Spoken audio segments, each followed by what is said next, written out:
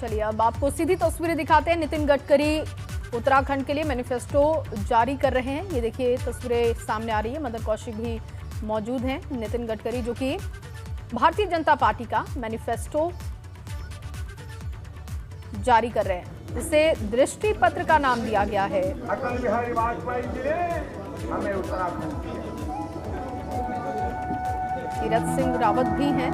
तमाम बड़े नेता भारतीय जनता पार्टी के कार्यक्रम में पहुंचे हुए हैं।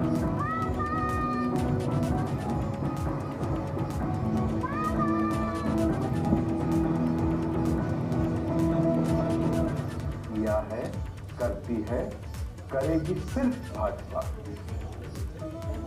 अपनी है मोदी, अपनी है भाजपा। तो ये तस्वीरें दिखा रहे हैं देहरादून की, जहां देहरादून में इस वक्त बीजेपी ने अपना दृष्टि पत्र जारी कर दिया है। उत्तराखंड के लिए भाजपा का ये घोषणा पत्र है जो जारी कर दिया गया है। सीधी तस्वीरें देहरादून से दिखा रहे हैं। नितिन गडकरी आप देख रहे हैं और प्रदेश अध्यक्ष भी तस्वीर में आप देख सकते हैं। हमारे उत्तराखंड के अध्यक्ष मदन जी, पार्लियामेंट में हमारे सहयोगी और कैबिनेट के हमारे सहयोगी आदरणीय प्रहलाद जी, संसद के मेरे सहकारीगण, उनके साथ साथ विशेष रूप से सभी उत्तराखंड के आदरणीय पूर्व मुख्यमंत्रीगण और उपस्थित पत्रकार भाइयों और मित्रों, उत्तराखंड ये देवों की भूमि है और उसके साथ साथ वीर जवानों की भूमि है। जब ये भूमि में आते हैं तो भगवान को याद करते हैं और जिन्होंने अपनी जान हथेली पर लेकर हमारे देश की सुरक्षा की है, ऐसे वीर जवानों की भी भूमि है। और मेरे सामने उस हमारे जवानों में से श्रेष्ठ सभी अधिकारी जिन्होंने देश की रक्षा की सामने बैठे हैं, उनको सबको मैं अभिवादन करता हूँ हाथ जोड़कर नम्रतापूर्वक, और उत्तराखंड के इस देवभूमि को भी अभिवादन करता हूँ। सबसे पहले मैं निशंक जी को बहुत बहुत धन्यवाद दूंगा, उनका अभिनंदन करूंगा कि उन्होंने इसका नाम दृष्टि पत्र लिखा है। दृष्टि पत्र का दृष्टि का संबंध अंग्रेजी वर्ड विजन से है। और मैं अक्सर एक बात हमारे जीवन में कहता हूँ, you can donate I but you can not donate vision. आंखें दान करना आसान है और दृष्टि दान करना कठिन है।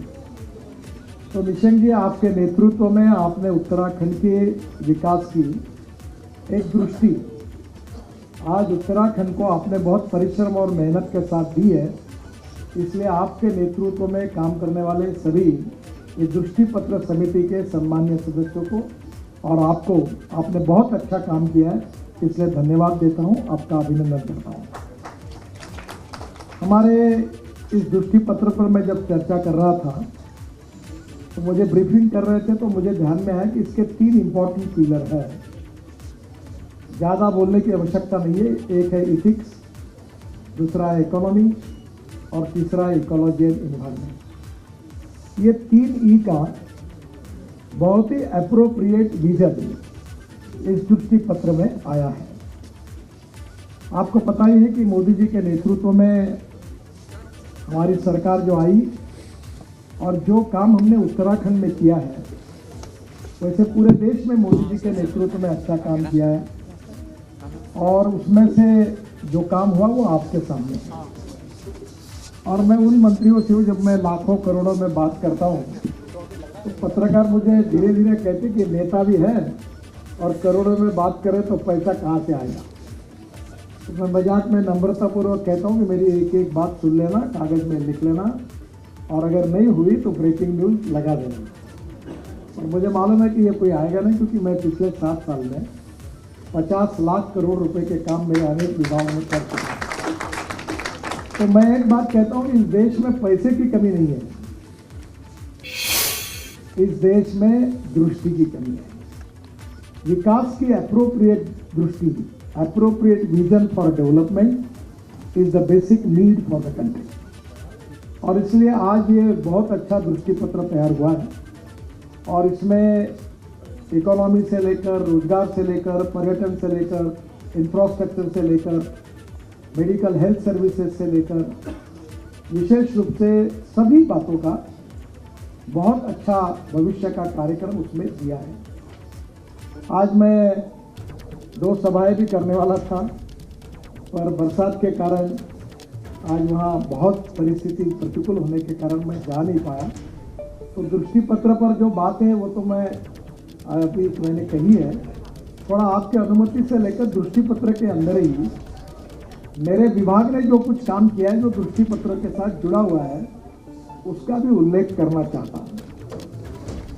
आपको पता है कि मोदी जी के नेतृत्व में मुझे नमामि गंगा का काम करना पड़ा। तब काफ़ी बार मीटिंगें होती थी और मुझे बहुत खुशी है कि हमारी उत्तराखंड की सरकार ने और विशेष रूप से हमारी भारत सरकार ने मिलकर गंगा को अविरल और निर्मल बनाने का काम बड़े प्रमाण पर किया है। और इसमें उत्तराखंड में सबसे इम्पोर्टेंट चीज़ जो थी, जो कभी कभी मेरे दुख और दर्द का विषय भी था, कि गंगा के किनारे पर जितने गांव और शहर हैं, उनका पूरा गंदा पानी जो होता है सीवेज का, वो गंगा में छोड़ देते थे। और इसलिए इसका बहुत अच्छा प्लान हमने किया और काम किया, आगे भी वो कर रहे हैं अविरल निर्मल गंगा का। उसमें 10 शहरों में 33 परियोजनाओं का आरंभ किया गया था। उसमें हरिद्वार में, जगजीतपुर एवं सराय में 390 करोड़ की लागत से 82 MLD क्षमता का STP का निर्माण हुआ है और 17 किलोमीटर की सीवेज लाइन बिछाई गई। फिर ऋषिकेश में 158 करोड़ की लागत से 26 MLD क्षमता का STP का निर्माण हुआ और 2.5 किलोमीटर की सीवेज लाइन बिछाई गई।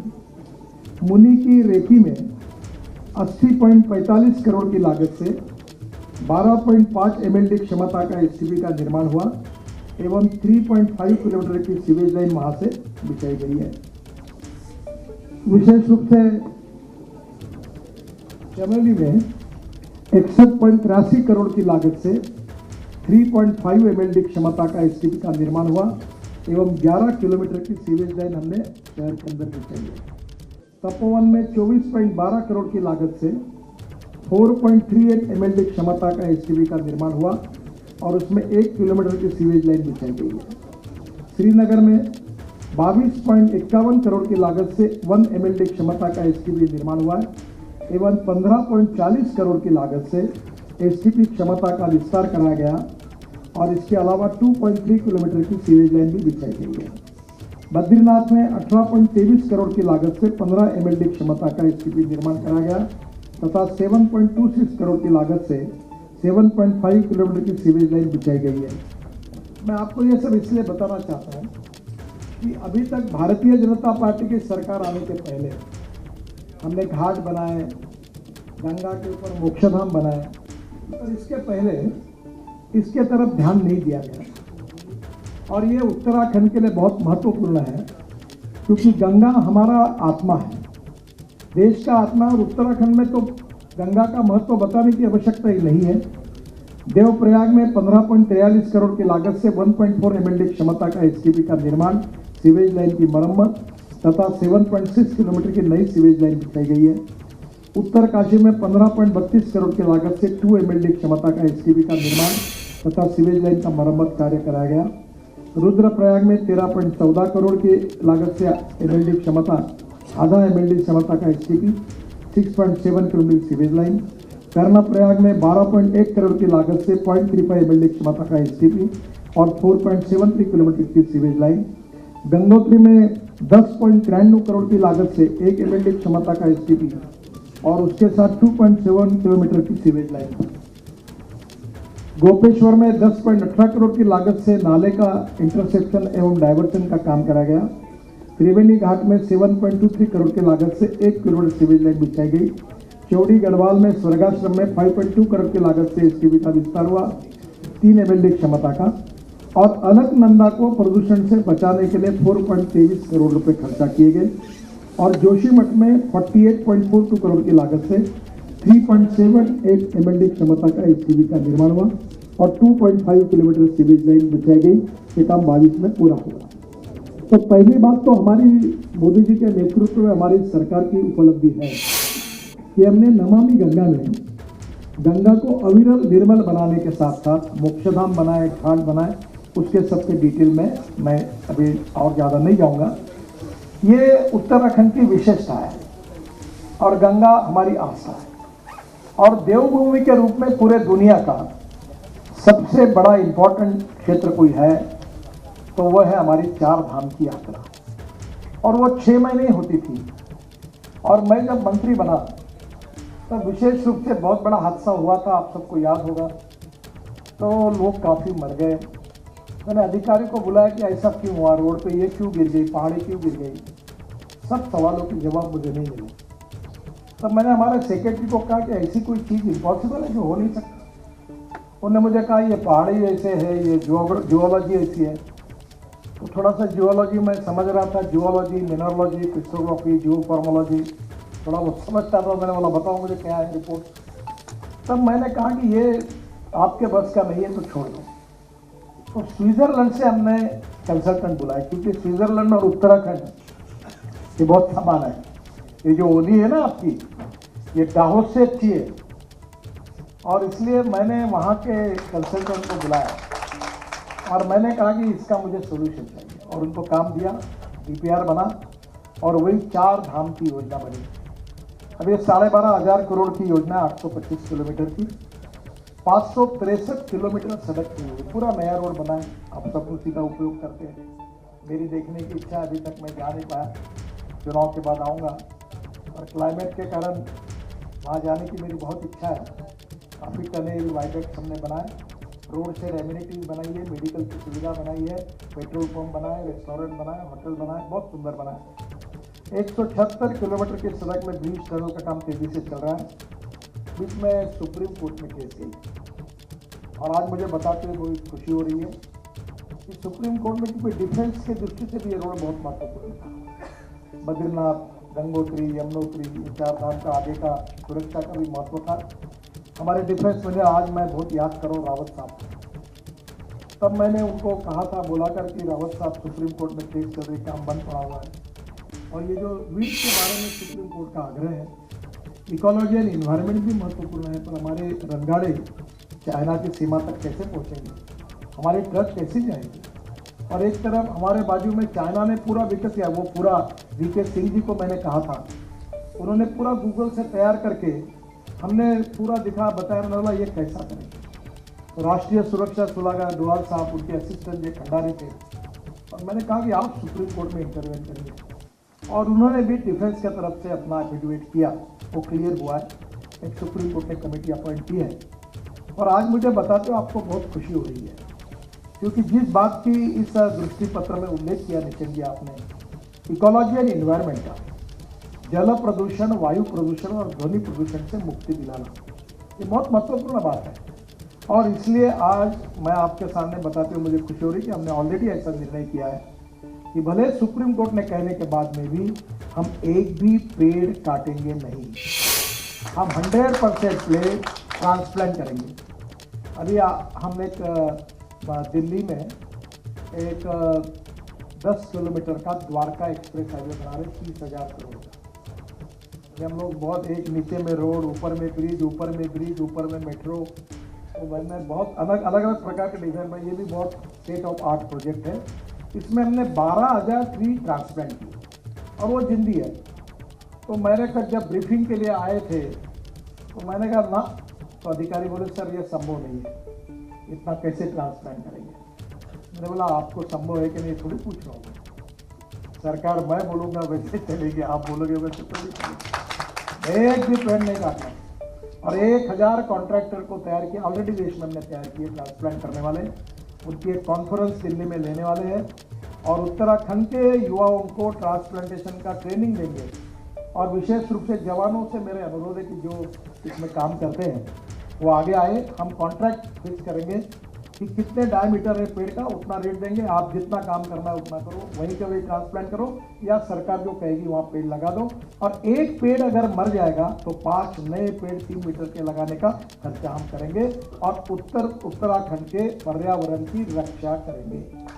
ये बात हमने दी है, जो मैं जबकि सुप्रीम कोर्ट ने अब काफ़ी अनुमति हमको दी है, फिर भी हमने ये निर्णय किया है। ये बहुत महत्वपूर्ण बात है कि ये जो 4 धाम है, जो हमारी सरकार ने, मोदी जी और मैं यहाँ आए थे, इसका भूमि पूजन हुआ था। एक प्रकार से ये लाइफ लाइन है उत्तराखंड की पहाड़ी क्षेत्र। अब ऑल सीजन यानी साल भर आप जा सकेंगे। ऋषिकेश से बद्रीनाथ धाम ये 253 किलोमीटर 2800 करोड़, ऋषिकेश से रुद्रप्रयाग 125 किलोमीटर 1066 करोड़, जिसमें 600 मीटर एलिवेटर रोड है और उसमें 120 किलोमीटर का काम पूरा हुआ है। 5 किलोमीटर का काम अप्रैल 2022 में पूरा होगा। रुद्रप्रयाग से कर्णप्रयाग, चमोली, हेलंग, बद्रीनाथ धाम से माना गांव तक सड़क निर्माण 128 किलोमीटर 1735 करोड़, ये 33 किलोमीटर सड़क बन गई है। 95 किलोमीटर का काम चालू है, 2022 तक पूरा हो जाएगा। और मैं आपको वचन देता हूं कि इसी साल में दिसंबर के अंदर तक 4 धाम का काम हम पूरा करने की पूरी कोशिश करेंगे। ऋषिकेश से जो केदारनाथ धाम का जो है, ऋषिकेश से रुद्रप्रयाग होकर गौरीकुंड तक निर्माण 200 किलोमीटर की लंबाई, उसमें रुद्रप्रयाग से गौरीकुंड 76 किलोमीटर 1163 करोड़ रुपए, जिसमें 52 किलोमीटर का काम पूरा हुआ है। 24 किलोमीटर का काम 2023 तक पूरा होगा।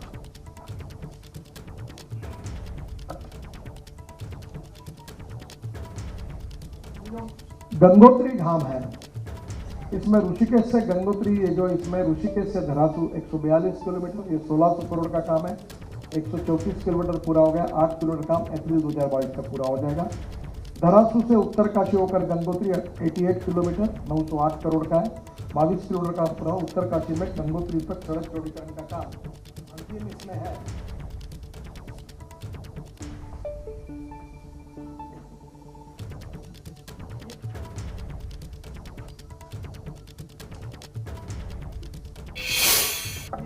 ये सब कामों में उत्तराखंड के सरकार का बहुत सहयोग मिला। हमारे जो पूर्व मुख्यमंत्री यहाँ उपस्थित है, सभी बार बार मैं उनके साथ बैठता था। वर्तमान मुख्यमंत्री जी ने बहुत रुचि ली और उत्तराखंड के राज्य सरकार का, प्रशासन का और यहाँ के सांसदों का अगर मुझे सहयोग नहीं मिलता तो ये काम करना बहुत मुश्किल होता। मैं रानी साहब का भी धन्यवाद दूंगा, निशंक जी को भी बहुत बहुत धन्यवाद दूंगा। सभी लोगों ने इन सब कामों में बहुत सहयोग किया है। ऋषिकेश से यमुनोत्री तक सड़क निर्माण 218 किलोमीटर जो है, ये इसका चौथा पार्ट है। इसमें धरासू से यमुनोत्री 76 किलोमीटर, ये केवल 2600 करोड़ की सड़क है।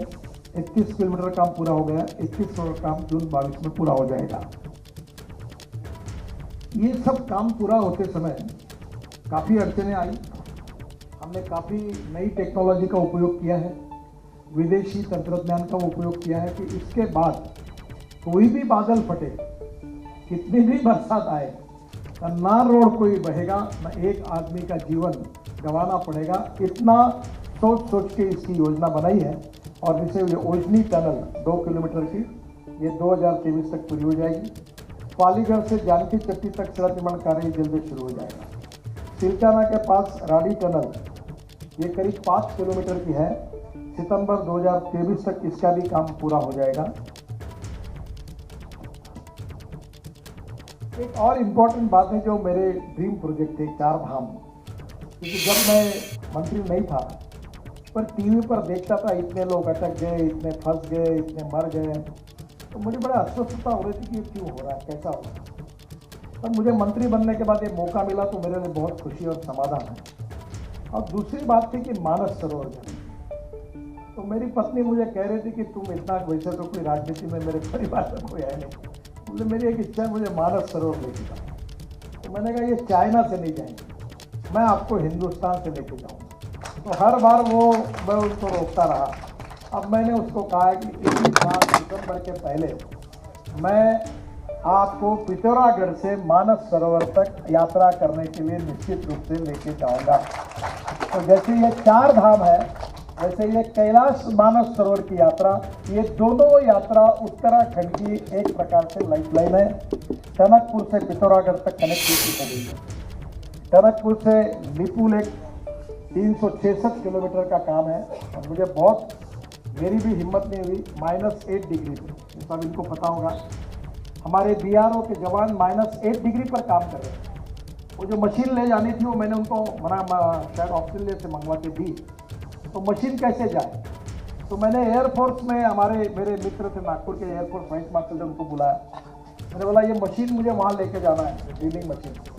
तो उन्होंने कहा M26 हेलीकॉप्टर में उसको पार्ट में डिवाइड करके हम लेके जाएंगे और हमारे शूर जवानों ने हम मशीन वहाँ पहुँचाई और वहाँ उन्होंने ड्रिलिंग का काम किया है। टनकपुर से पिथौरागढ़ 162 किलोमीटर 1640 करोड़ का काम है। 125 किलोमीटर काम पूरा हो गया है, बाकी काम मार्च 2022 तक पूरा होगा।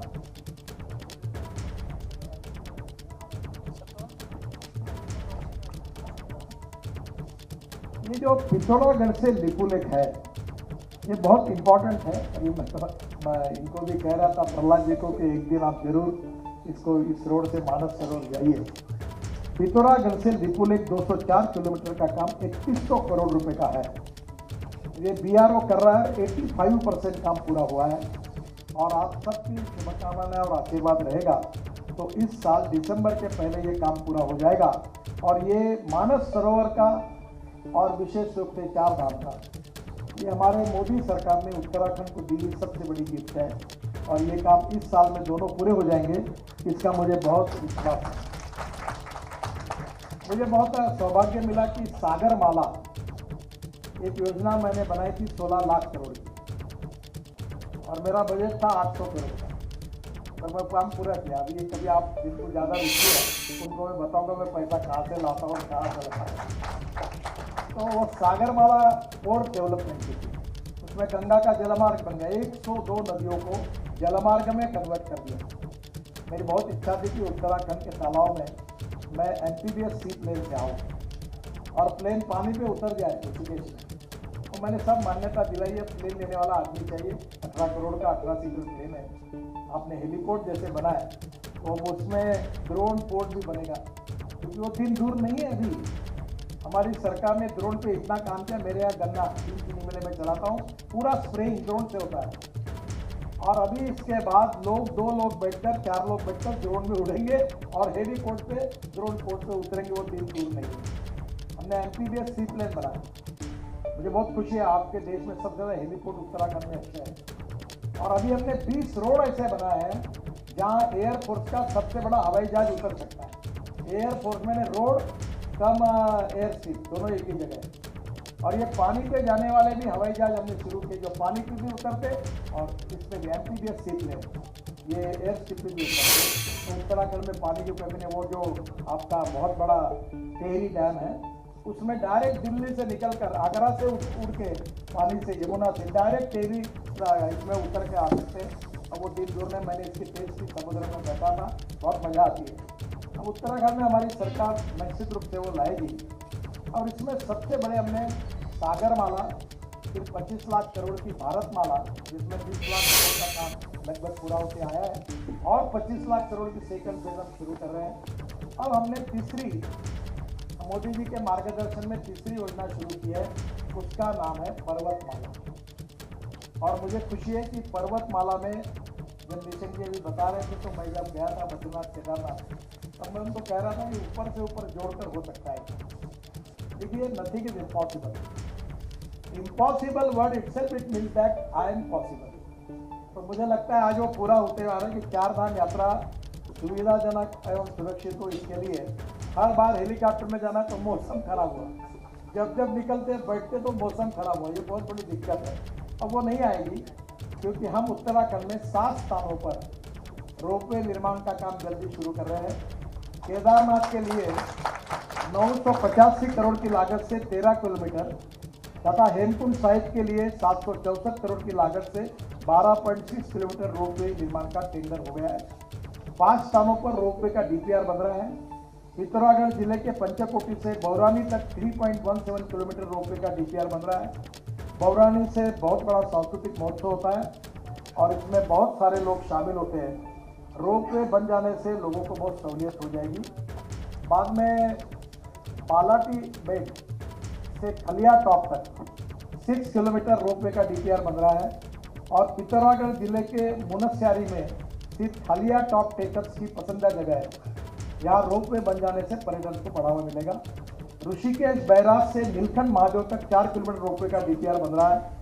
नीलकंठ महादेव मंदिर ऋषिकेश के सबसे प्रमुख मंदिरों में से एक है। हर श्रद्धालु या महादेव के दर्शन के लिए पहुंचना चाहता है। रोपवे बन जाने के बाद सुगमता आएगी और लोग यात्रा कर सकेंगे। इसके साथ साथ ओली, मैं बहुत बार ये सभी मुख्यमंत्रियों से चर्चा करूँ, मैं पैसा लाता हूँ, आप बोलो कितना चाहिए। मैं कारगिल के नीचे टनल बना रहा हूँ, आशिया की सबसे बड़ी 13 किलोमीटर। तो मैंने गवर्नर साहब को कहा कि इसके नीचे में ऊपर में बाबा अमरनाथ है, तो मैंने कहा वहाँ रोपवे बना देता हूँ ऊपर जाने की। और पूरी तरह से इतने अच्छे रिसोर्ट, हमारा स्विट्जरलैंड क्या है, हमारी ओली स्विट्जरलैंड से अच्छी है, गाओस से अच्छी है।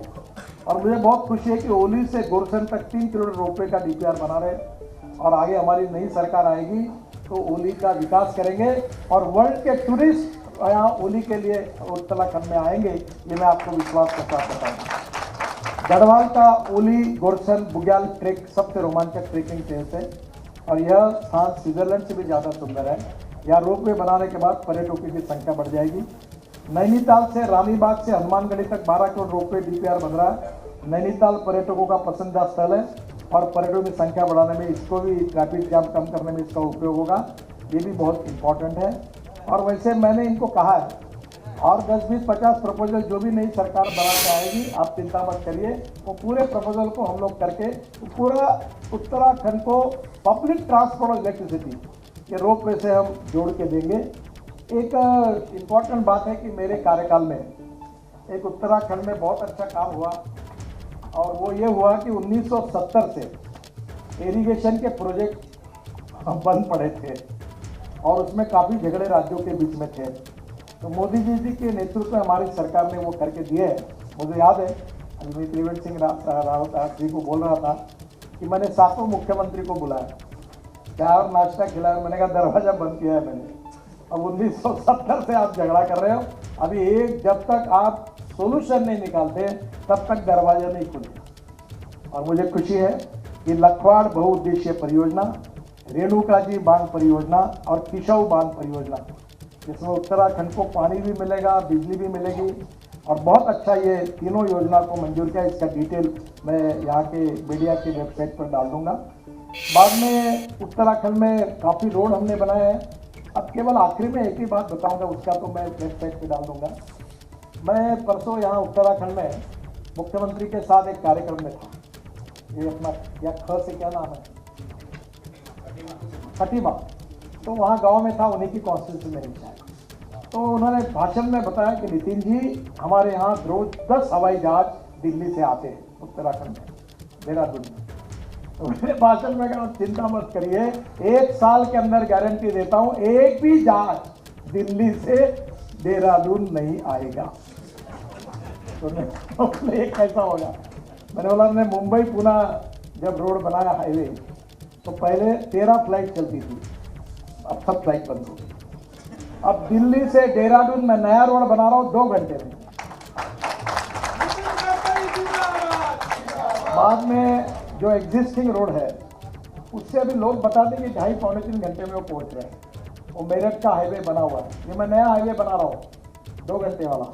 दिल्ली से देहरादून 2 घंटे और हरिद्वार को एक कट दे रहा हूँ।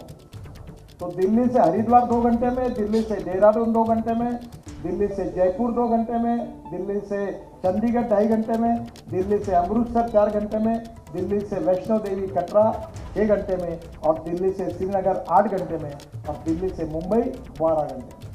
तो आप समझ लीजिए कि कोई हवाई जहाज उड़ने लाएगा नहीं, क्योंकि 2 घंटे में घर से निकलेगा। ये वनामृत करके उनका मीरा कुलकर्णी करके उनका काफ़ी बड़ा काम है। तो मुझे फ़ोन करके ऐसे मैं तो अभी गया नहीं, रोड में बीच में यहाँ तक आया था, आगे नहीं आ पाया। तो उन्होंने कहा कि मैं 2.5 घंटे में पहुँच गई थी। मुझे बहुत खुशी है कि उत्तराखंड का इंफ्रास्ट्रक्चर 5 साल के अंदर अमेरिका के रोड के बराबर होगा। जो बात ये कह रहे थे कि अमेरिकन प्रेसिडेंट जॉन केनेडी कहते थे कि American roads are not good because America is rich, but America is rich because American roads are good. मैं आपको यही बताऊंगा कि उत्तराखंड के रोड इतने अच्छे बनेंगे, कोई पैसे की कमी नहीं हमारे। हम उत्तराखंड की देवभूमि को और हमारे देश के लिए बलिदान करने वाली ये वीरों की भूमि है। इस भूमि को दुनिया का सबसे आदर्श ऐसा सुखी समृद्ध संपन्न राज्य बनाने का एक संकल्प आज हमारे पार्टी ने इसमें किया है। हमारे मुख्यमंत्री जी के नेतृत्व में बहुत चौफेर विकास हो रहा है और ये विकास का श्रेय न मुझे है, ना मुख्यमंत्री को है, ना हम सब प्रमुख नेताओं को है। इसका अगर श्रेय किसी को है तो उत्तराखंड की जनता को है, क्योंकि आप अगर हमको राज्य में और देश में चुनकर नहीं देते, मोदी जी प्रधानमंत्री नहीं बनते, तो मैं और विशंक जी मंत्री कहाँ से बनते।